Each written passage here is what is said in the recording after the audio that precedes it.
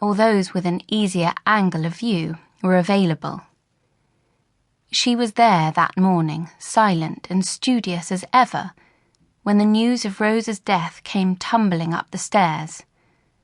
So she was among the first to hear it. It was unfortunate, shocking even, that the news reached the female students so raw and sudden, but even in the best-run establishments, such things do occur. It was by chance the women painting in Passage de Panorama heard so quickly and so brutally of the tragedy. One of Lafond's male students, a young romantic Englishman called John Edwards, lived in the room beside Rose Champion's in a shabby tenement hunkered off the boulevard Clichy.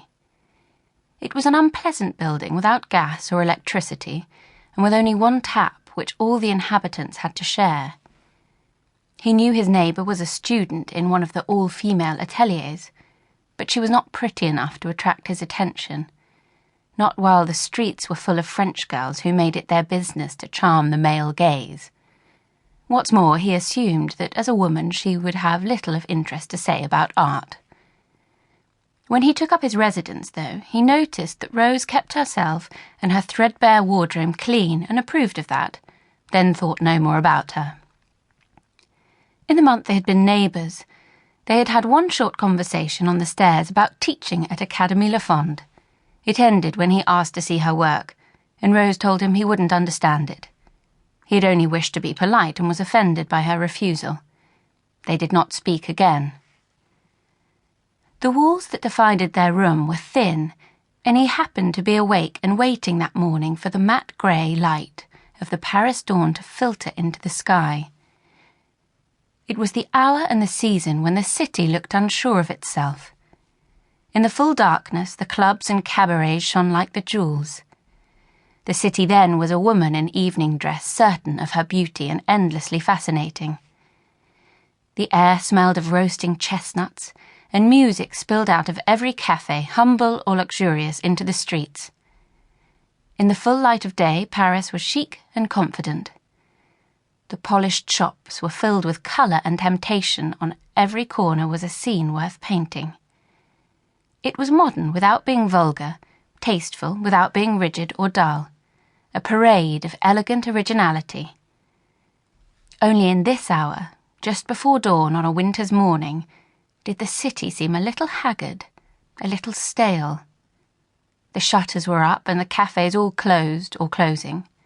The streets were almost empty. Only the occasional man, purple in the face and stale with smoke and drink, hailing a cab in Place Pigalle, or the old woman washing out the gutters with the stiff-brushed brooms. Sitting in the window with a blanket round his shoulders and his pipe clamped between his teeth, John Edwards was thinking about Matisse, his solid blocks of colour that at times seemed ugly, but with an ugliness more honest than beauty. He pictured himself making this argument to the poets and painted who gathered at Le Lapin Agile in Montmartre. He imagined them nodding seriously, then telling their friends they had found an Englishman of talent and wisdom. They would introduce him to the most interesting art dealers in the city, the most advanced collectors and critics. He would write a manifesto. He was enjoying the opening night of his first sensational solo show when he heard the sound of a chair overturning and the creak of a rope. There was no doubt where it came from. He dropped the blanket from his shoulders, ran into the corridor and started hammering at the door, calling her name, then rattling the handle.